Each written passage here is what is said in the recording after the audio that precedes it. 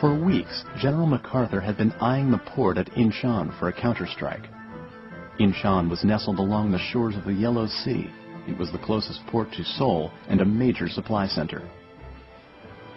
But it was deep in enemy territory and laden with natural obstacles, such as the 33-foot shift between high and low tide, the largest in the world. To make matters worse, Air Force flyovers revealed that the islands in the harbor were guarded by North Korean troops. The hazards were tremendous. Naval commanders protested the plan, but MacArthur was adamant. He sent a telegram to the Pentagon on September 6th that read, "There is no question in my mind as to the feasibility of the operation, and I regard its chance of success as excellent. I go further and believe that it represents the only hope of wresting the initiative from the enemy and thereby presenting the opportunity for a decisive blow." The loss of Incheon would be an immense psychological defeat for the North Koreans. Conversely, control of Incheon would give UN forces a tremendous boost in position and morale. It offered a secure beachhead from which to launch attacks on Kimpo Airfield and Seoul, 25 miles away. But the operation called for amphibious teams to land on a small beach, scale a seawall, and attack directly into a city. It would require soldiers of unparalleled bravery. MacArthur created a special 10th Corps to carry out the operation. Divisions from the Army, Marines, and Navy were pulled from the action around Pusan to lead the charge.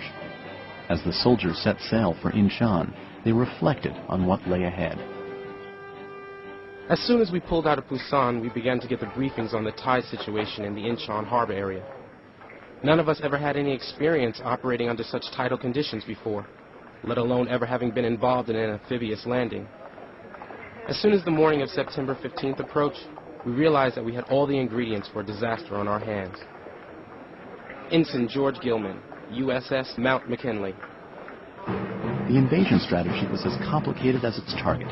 Incheon's harbor was too shallow at low tide for large ships to maneuver. So MacArthur decided to invade in 2 phases, synchronized with the high tides. Wolmi-do, the main island at the entrance to the harbor, would be assaulted with the first tide in the morning.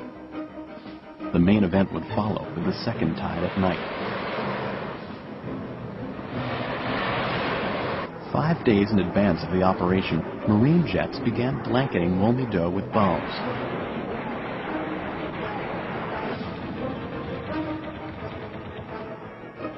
Two days before, surface ships joined in.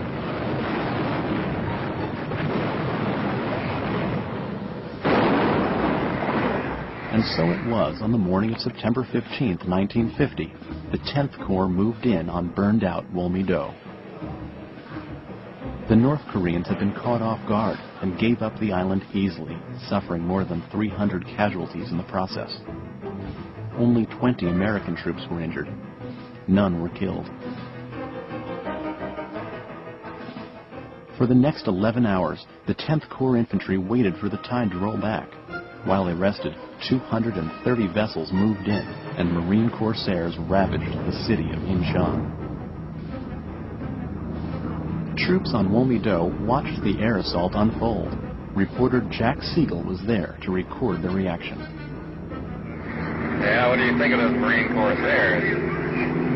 Now, those Marine corsairs are pretty swell things to have around. Here comes another one of them down on the other side of that hill. Now, there go 2 rockets. Look at that man. He went right down over the rim of the hill. He's over on his side, now coming directly over it.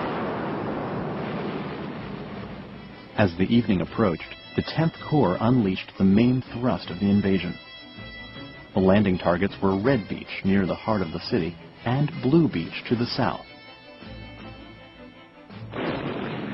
Heavy naval and air bombardment cleared the path ahead of them. Landing ships made their way to the shore.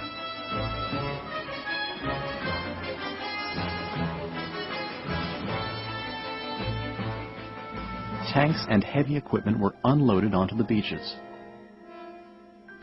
Infantrymen prepared to infiltrate the city on foot. Red Beach was secured within an hour and a half, and troops entered the streets of the city on the lookout for snipers. The following morning, Red Beach and Blue Beach were linked, and the operation was complete. Amazingly, the invasion was executed with such precision that only 20 UN soldiers were killed.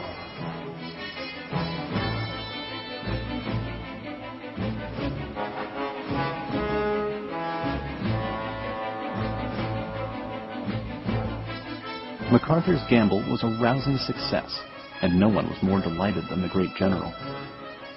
But his thoughts quickly turned to the real prize that lay just over the horizon.